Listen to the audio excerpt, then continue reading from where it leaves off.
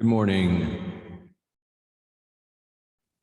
and hello. Bonjour. O genki desu ka? Ni hao ma? We're going to continue on this journey of visiting with the Council of the Seven Lights, written by Mr. George Van Tassel, written in 1958. Council of the Seven Lights, Chapter 7, Prodigal Mother.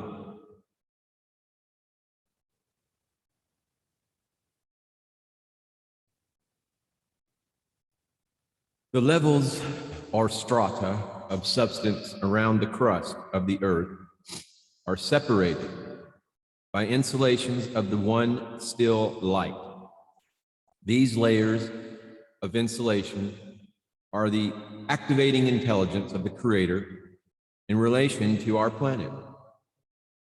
Intelligence infiltrates all of the matter in the substance strata. Each alternate matter strata is the opposite polarity and rotates opposite to the matter strata on each side of it. Well, that was a difficult sentence to read for some reason for young Marcus here. Here we go. The earth is a battery. The strata are the plate. God separates and centers all things through the G lines of still light. He activates all things through the A positive and B negative lines of force. The center of our planet consists of a sun, which is about to rise here shortly, and I'm looking forward to. Excuse me for that comment. The center of our planet consists of a sun. This sun, as the core, rotates in the opposite direction to the moving crust. Between the fiery center of the positively charged core and the negative crust is an insulating, non-conductive strata of fluid glass, obsidian, 600 miles in thickness. All ruptures of the crust are caused by atmospheric conditions. There are several well-defined areas on the surface of the earth where vortices of magnetic energy are located. In due time, these vortices will bring about the rupture of the crust, termed volcanic action. The earthquake faults were brought about by interruptions of the force field around the earth. Planets without moisture in their atmosphere do not rotate. As the A and B lines of force enter the atmosphere and the crust of the planet parallel to the equator and at 90 degrees from each other and the axis, they spiral to each pole and arrive there before the planet has made 1/4 of a turn. Emitting from the poles, they encounter resistance in the form of uninterrupted A and B lines of force, bringing about the phenomena termed aurora. Every planet in the universe moves in curved lines of travel. This is not because they were thrown off by a sun or central body. If they were, they would not orbit. Anything thrown off of a rotating object will travel in a straight line outward. Though on the earth, it may fall because of gravity. Need to stop reading like this is a dinner time theater. All right. The reason planets or electrons orbit around a central body is because they are empowered by light energy. Forgot I could touch the screen. Space outside of Earth's atmosphere. Note to self, do not eat spicy breakfast foods before you read. Space outside of the Earth's atmosphere is blacker than the blackest ink.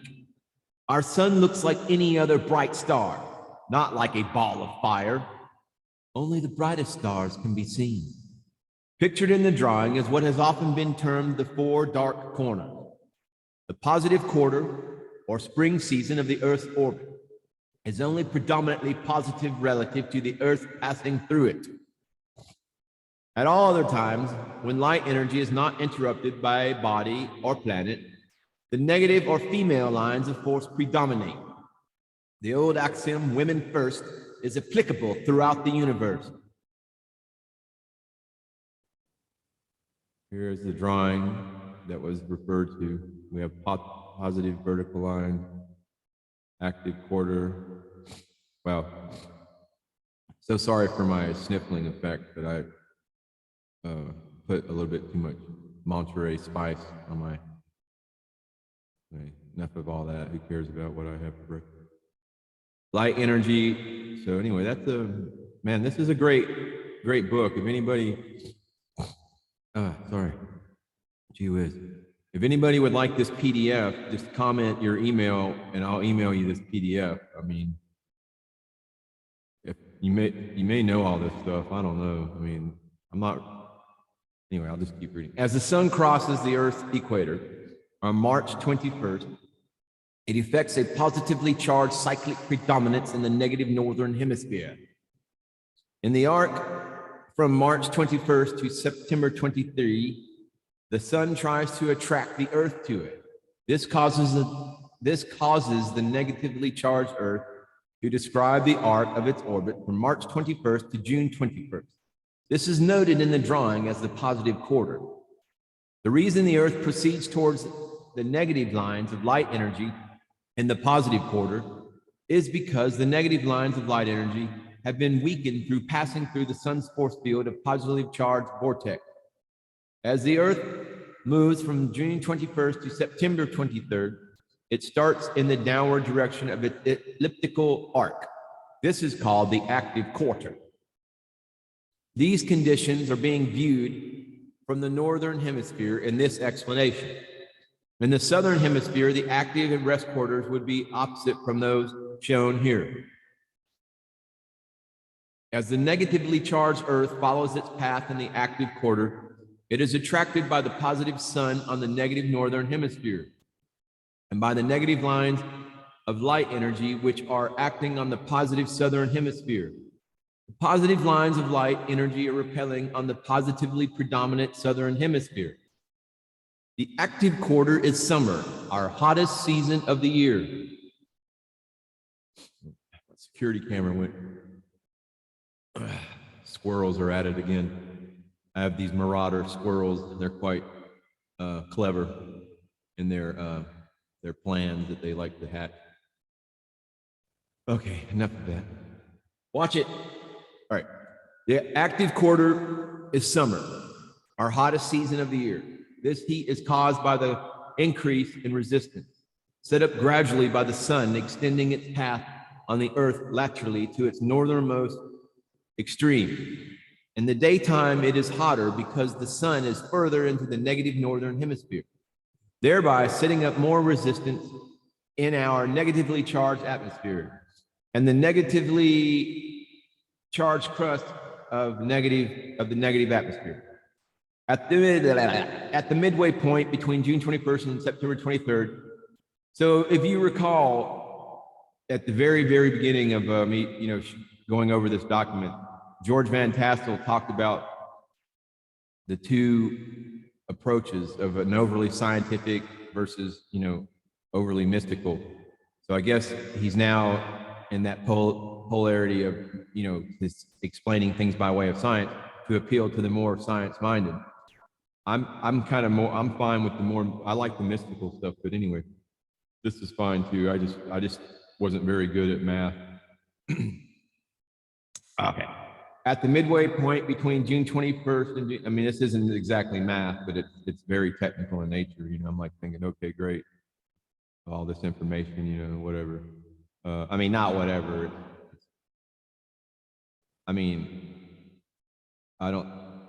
I'm sure it's actionable intelligence for somebody, but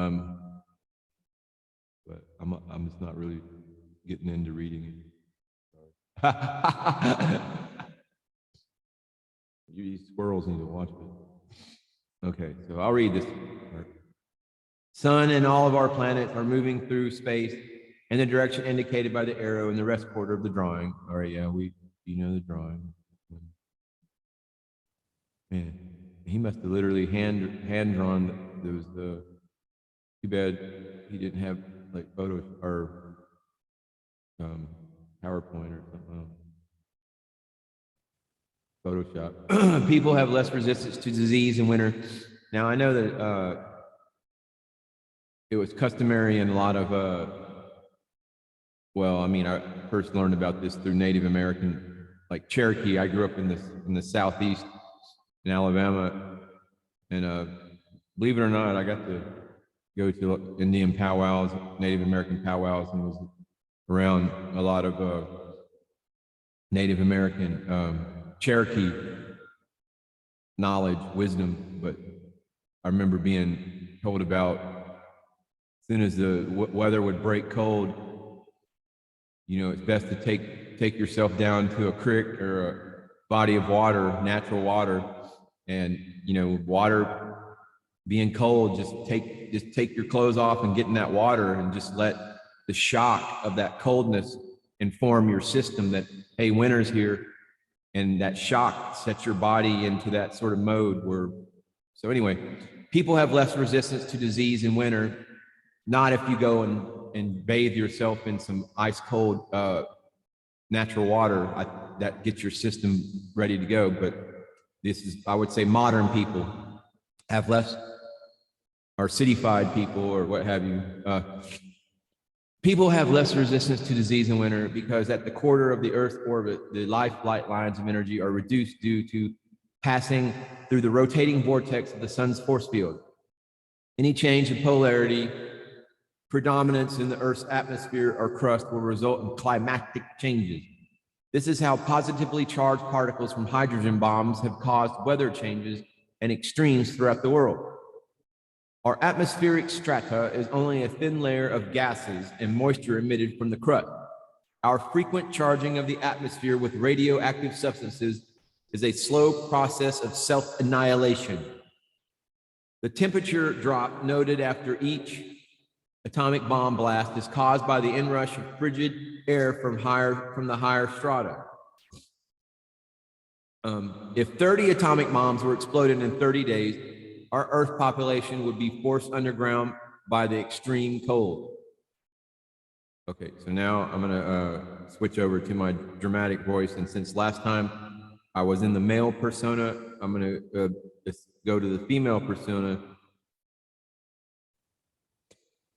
To express that there is no gender identity with source, that source, the infinite creator, infinite intelligence, can assume whatever it likes, because it is source.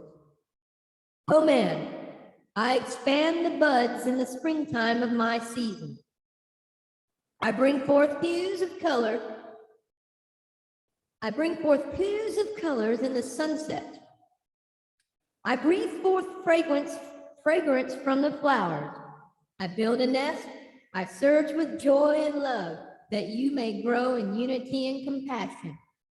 I bring about the warmth of my breath in the seasons of my summer, that man may know the fullness of the harvest, that man may see the repetition of my doings and examples all about him. And then I bring the cold. I change my colors. I cool my breath. The leaves of me fall to nourish the soil, that once again I may come in the fullness of my springtime. And then I breathe my holy breath through naked branches in the blast of winter. I crown my mountains with the purity of whiteness and mantles of snow. I freeze my rivers so that man may know the change that comes about in the seasons of my density. I blast the breath of storm, and then I tire of cold and bring my seasons and cycles into repetition. My numberless worlds are there for man. The mysteries are there at hand to see, so man may know the me and thee.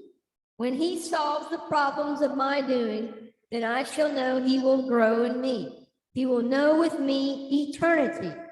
The same principle of light energy maintains the Earth's cycles of day and night, temperature, tides, and the relation and effects of the moon on the Earth and her people. The sun does not emit light of itself. The sun transmits positively polarized force, which reacts upon the Earth because of its negative polarity. The moon is one of the bodies acting as a governor to the Earth. The Earth's tides are a fluid drive, connection between the motor generator battery Earth, and the governor moon. Gravity of the moon has no effect upon the earth. The only effect of the moon upon the earth is by polarity action on the earth's force field and by interruption of the light lines of force. The earth is surrounded by a self-generated force field. Nothing inside of the earth's force field is affected by anything outside of it, except through the attracting or repelling effects of polarity in the lines of light energy or the sun. Gravity within the force field generated by any body is not subject. Oh, wait. The italicized part. I hate it when they trick me like. Okay. Yeah, I only use the dramatic genderized voice or the baby voice when I read the italics because that's source. That's what source is speaking to it. As noted previously, I refuse to use the robot voice when reading source because that would be an affront, I believe. Not that there's anything wrong with AI technology and robotics but when that technology seeks to supplant or alter the divine creator, the source, their template of her creation, then that's when there's a problem, I think. Anyway, I'm not here to judge, but anyway, that's why I clicked off the dramatic voice. Now I'm going to go back to my voice, which is, not so fun. At least to me, it's not. I like that robot voice. I mean, I did a gimmick one time where I was acting like I was a wolf being from Sirius, like one of these, reptilian wolf hybrid warriors. But when I read with that robot voice and reading all that Anunnaki terms, it put me into, after reading that, it was like an hour of reading about the Anunnaki battles and, the history of all the ruling elite, in the days of Sumer and whatnot. But it put like a spell on my mental body or my spiritual perception. I was I was very ravenous with my consumptive desire to amass, like I was, I got all these books together and I was going to had this big idea, but then I realized I was going to try to do some kind of in my mind, I was going to try to do some kind of, great intellectual project and blah, blah, blah. And then I realized, man, just chill out. That's not, and so I took a few deep breaths and invoked the, did a few infinity breaths and invoked the violet flame.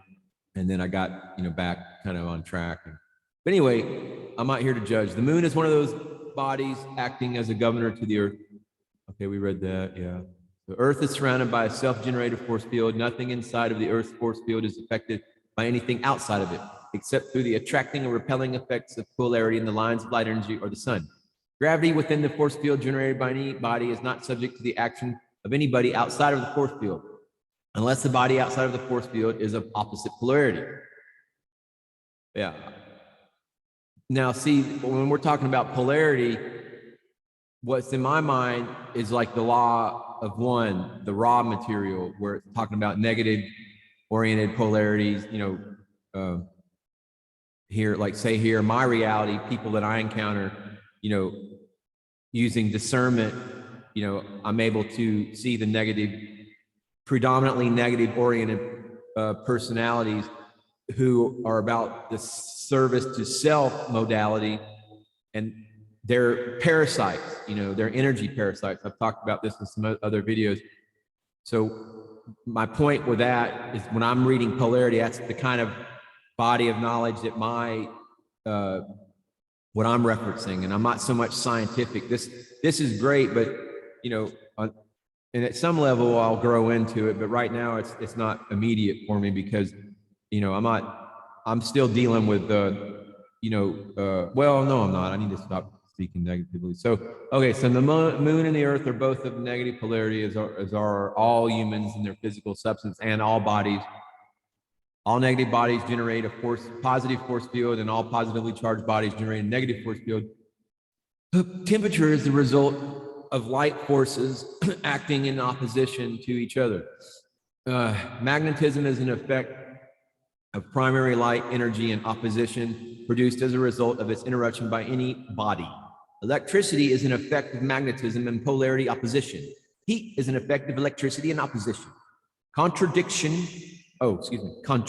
and expansion are opposite effects of heat, or the lack of it. The Earth's force field is the boundary of everything inside of it. Nothing can come into it or go out through it without conforming to its positive polarity. All right, here's another George Van Tassel 1958 image. 12 noon, moon, negative, positive quarter. Yeah. Wow.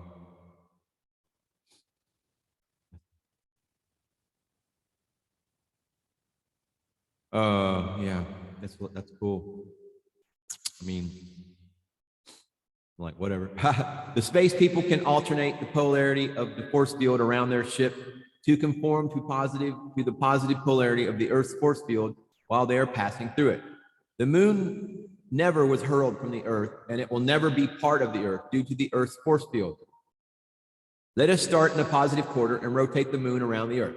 The small arrows shown on the moon indicate the direction of forces set up by polarity affecting the moon.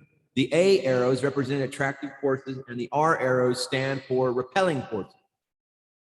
At all times, these forces are changing their predominance, which establishes the moon's orbit around the Earth. The moon's orbit speed is fixed according to its charge of negative polarity. The secondary light rays from the positive sun and the positive lines of light energy warm the morning cycle from 6 a.m. to 12 noon. This occurs by the attractive resistant heat effect in our negative atmosphere and crust of the Earth. The force field does not decrease these polarity effects because their polarities are both positive. Therefore, they offer no resistance to each other. The heat registered during the hottest part of the day is the active quarter from 12 noon to 6 p.m. Higher temperatures are registered in this quarter because the sun and positive lines of light energy are setting up attraction resistance within our atmosphere, and the negative lines of light energy are setting up repelling resistance. Two forces are working and attracting to the Earth's polarity, and one force is working in opposition to it. The negative lines of force also meet resistance of the positive force field, which acts as a reflector. From 6 p.m. to midnight is the negative quarter. Both the positive lines of light energy and the sun's attractive forces are eliminated, and the negative lines of light energy maintain only the heat of resistance by repulsion. The forces of the active quarter fade away, and the negative physical bodies of people become tired and sleepy during the negative quarter. And the rest quarter from midnight to 6 a.m.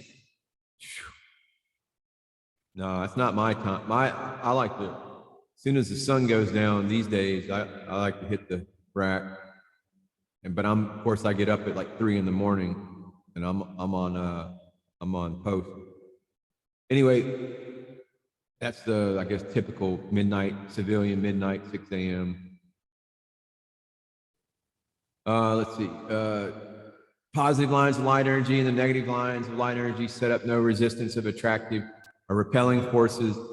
So the atmosphere and crust cool off in the coldest quarter of the cycle because the Earth is shielded from the three forces.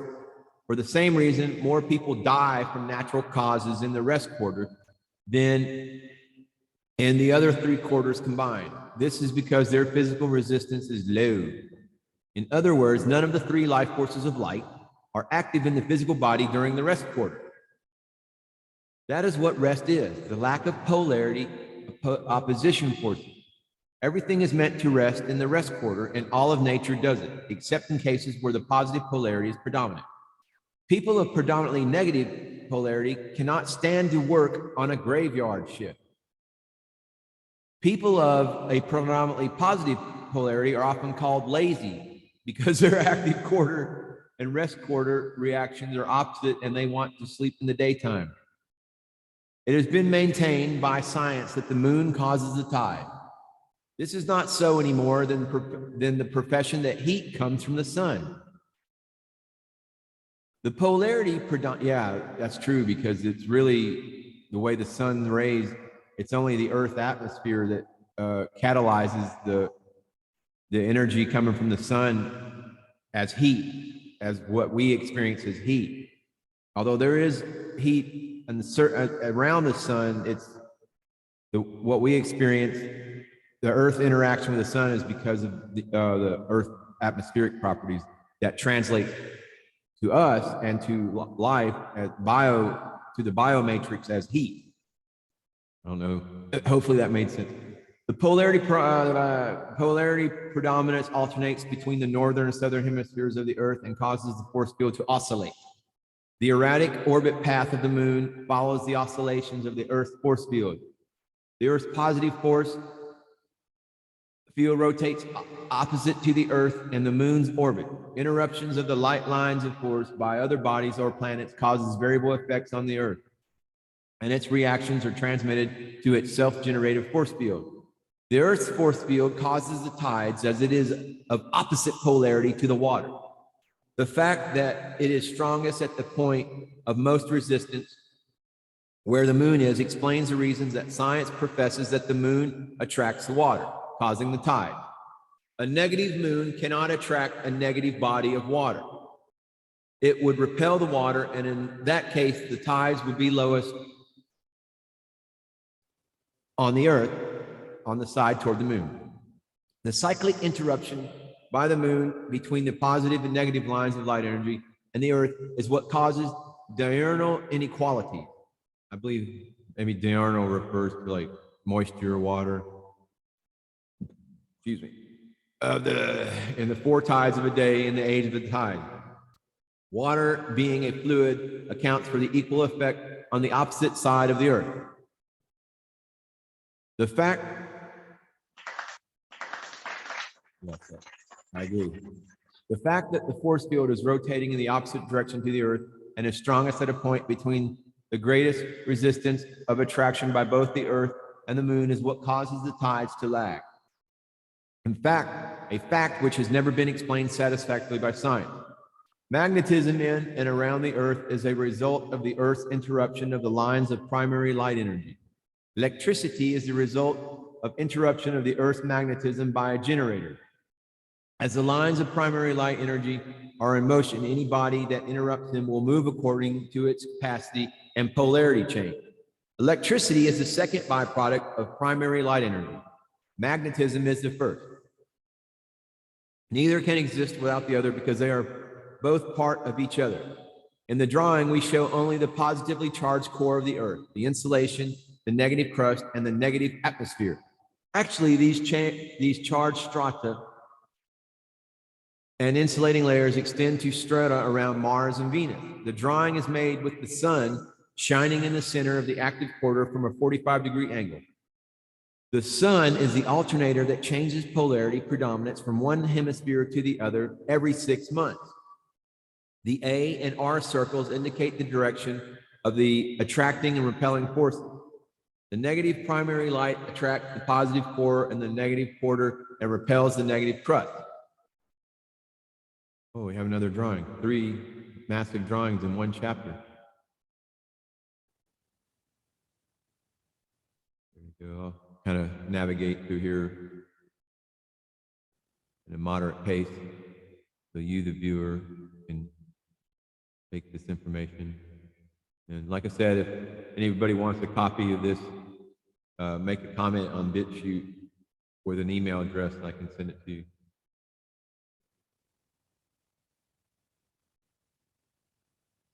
Well, positive core. These attracting and repelling brushes are changing position continuously to the Earth's orbit. The atmosphere is actually a part of the crust and is of the same polarity. It acts as a bearing for the crust to turn in. The atmosphere and oceans are affected by the helical vortex set up in each hemisphere, which rotate in opposite directions. This is caused by the depleted lines of primary light giving their energy to cause motion of the planet. As they are depleted, they try to reach rest, so they head for the points of least motion, which is at the poles. Naturally, polarity seeks opposite polarity always. A compass needle does not point to the north magnetic pole because it is attracted to it by an opposite polarity. Its negative charge in is only pressed into position parallel to the lines of light course going by it. The intelligence in the molecular arrangement of its negative charge wants to go with the other positively charged light lines in motion around it. For the same reason, the negative Earth, or our other planets were never part of the positive sun. The planets, being of opposite polarity, could be attracted to it, but never thrown off from the sun. The sun's insulation stratum prevents the positive polarity of the sun from attracting the negative Earth into it. Light is transmitted into energy by penetration into the matter that interrupts it. The matter then gains motion. A negative vortex of light energy produces decelerating effects in negative matter. A positive vortex of light energy produces accelerating effects in negative matter. You can apply the principle of the Earth's crust and core rotation in opposite directions to an electric motor. Mount both ends of the shaft on fixed bearing. These bearings will suspend the entire motor. Run the two wires from the motor case to two copper rings mounted on insulation on one end of the shaft, inside the fixed bearing. Brushes from the power supply must contact the two rings. Be sure to remove the base of the motor and balance the field case on the fixed bearing. Power applied will rotate the armature in one direction and the field case in the other direction at different speeds. By applying a pulley to the shaft and another to the case, then running V-belts from both pulleys to a common point of work.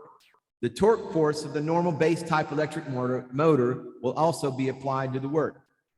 One V-belt will have to be twisted 180 degrees between the motor pulley and the pulley of the work to counteract the opposite rotations in the motor. This uses the torque force to do useful work, reduces speed and wear on the bearings, and furnishes more power for greater work output. This is the same way the core and crust of the Earth's function, each being a balance to the other. The crust is the field and the core is the armature.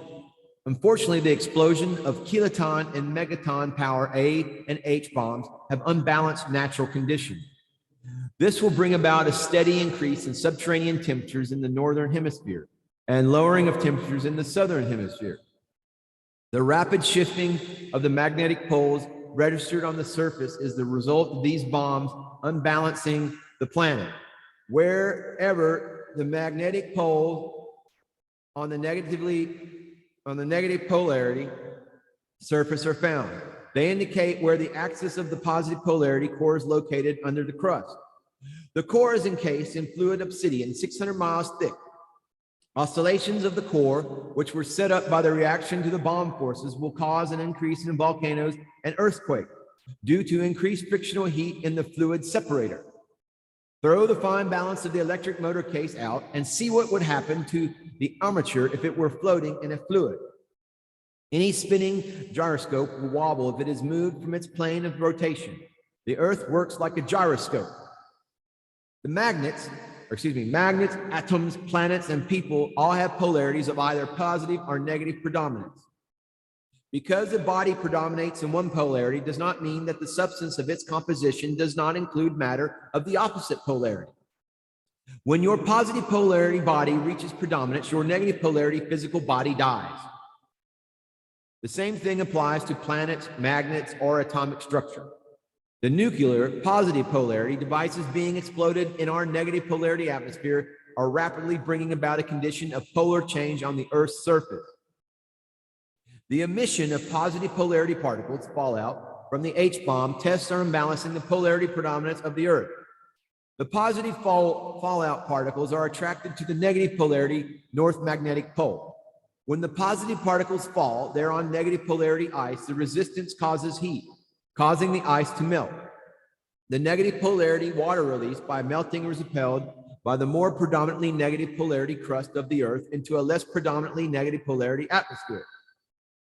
In the Earth, it is attracted in a spiral course to the positive predominant southern hemisphere, where most of it is attracted to the positive polarity south magnetic pole.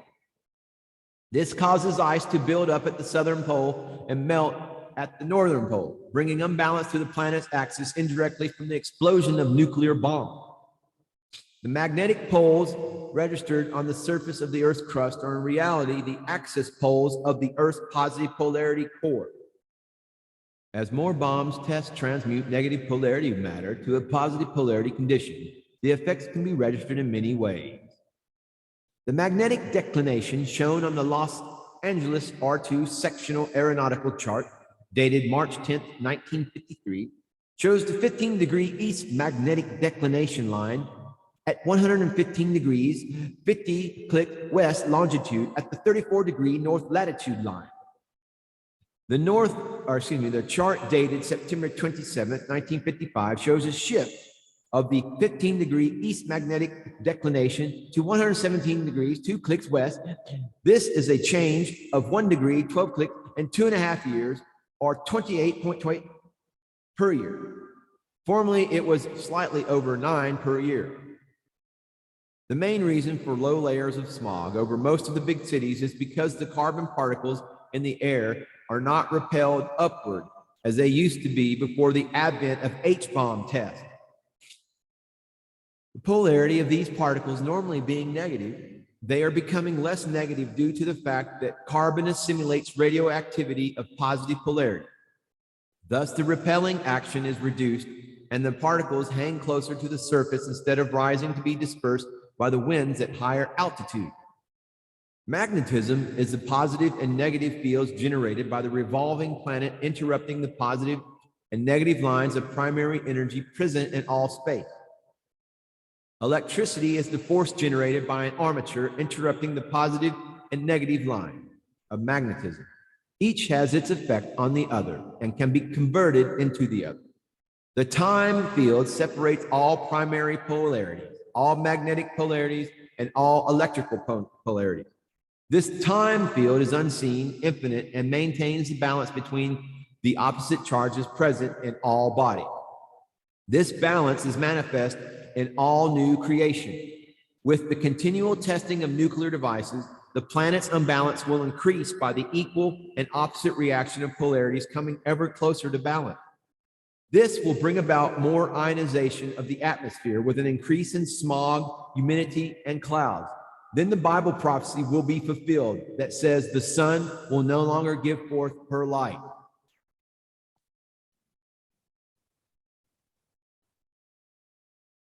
In the pattern of my ways, I live my life in many forms, known and unknown to other parts of me. I live in space of me to constantly supervise my doings. I live in soil to nourish my roots. I am the sap, the blood, in every density I am. I live my life and love it too, being the living love of you, thrilling when you express the me in thee. My life is sad only when you are mad at other parts of me, only when you manifest hate to destroy. Then I wait patiently for you to recover, to discover that you have only injured me and thee. Your every fight is my fight too, but not when it is aimed at other beings of me. Your fight is to overcome the urge, to purge yourself of war and woe. None can hold to me and proclaim victory over others of my parts as foe. I am here and there and everywhere. Justice is fair play with me and mine in eternity of now.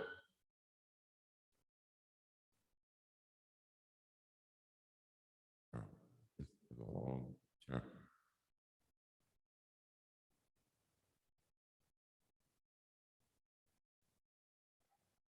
Right. Guess I'm going to read that. The New Jerusalem. Okay. The New Jerusalem referred to in the Bible in Revelations 21:10 is not really new. It is the positive polarity moon that has been orbiting around the earth for many thousands of years.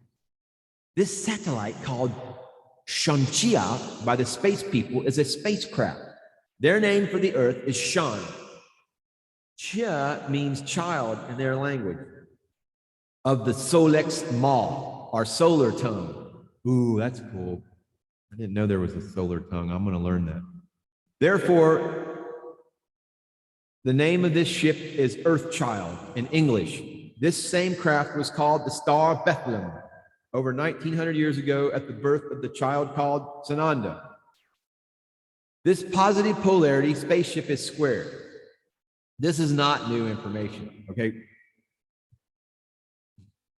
It has been before our eyes hundreds of years in print. Though it was not recognized, Revelation 21:16 tells you, and the city lieth full square, and the length is as large as the breadth. And he measured the city with the reed, 12,000 furlongs. The length and the breadth and the height of it are equal. The reason it was called the Star of Bethlehem was because when it is activated under control, it looks like a star to physical vision. The last time its power units were activated was when the man Sananda was born. This positive star body generates a negative force field around it to protect it when it is in motion as a ship. Beth is used today as beta, meaning negative. Le is used today as Leah, meaning a meadow. Him can be understood by any woman as the thing that goes around the bottom of a dress.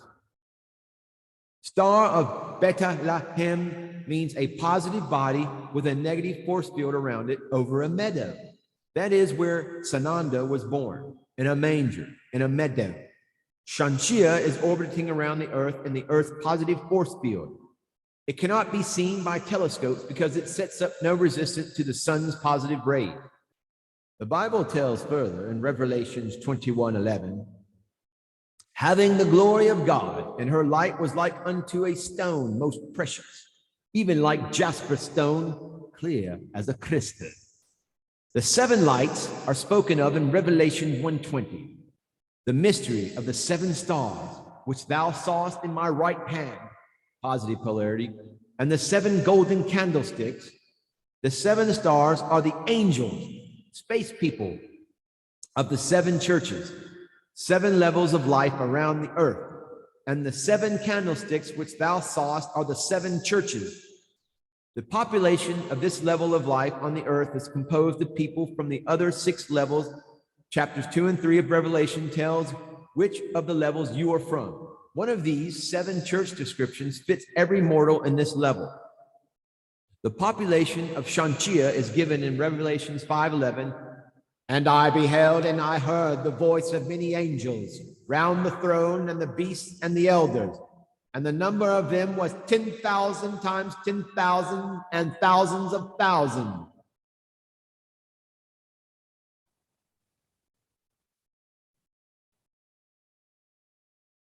I am the voice, O mortal man, that whispers in the silence of your being. I am the motion instilled within the fluid dust of the body to encase you in this density of three. I am the softness that all babes know when nestled to the breast of me. I am the hardness of the substance many times beyond the density that mortals know. I am the sun that warms the morn and scorches brow. For thou must know within the being of me is thee, and search though you may do for eons yet to come, I am not there where you may go. I am within you, giving life to clay, that my motion may be manifest for purposes misunderstood by man. I am not the formula of many, nor of one. My combination varies with each speck of dust, with each drop of rain, with each thought, each individual pain and hope. For I am always surrounding thee and thee in me, but makes the journey short. Look not afar. Where you are, eternity is now. Oh man, you need not chart a roadway through the stars to me. You need not cross the land or search beyond the sea. You will find me in the smile and the look of someone you have helped along the way. You only have to search your heart and start to find that I am there. Wherever you may be, though all the roads may lead to me, though many search eternally to find a shortcut in the way, I am there and here, as close as you to me. So reach, not for a star afar. Search, not in the distance, in the future or the past. At last, you are aware that I am there within your being, watching how you treat the me and others of my parts.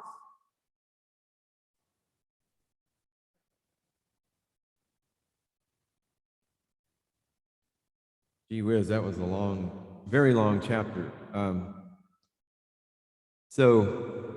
Yeah, being the source of all creation is within each and every human being, and every aspect of creation, every little thing that makes noise and chitters and skippers along, and everything that says hello to you, that driver that honks the horn at you on your way to work, or I don't work, but anyway, it's all source, it's all beautiful, it's all good. Namaste, namaskaram.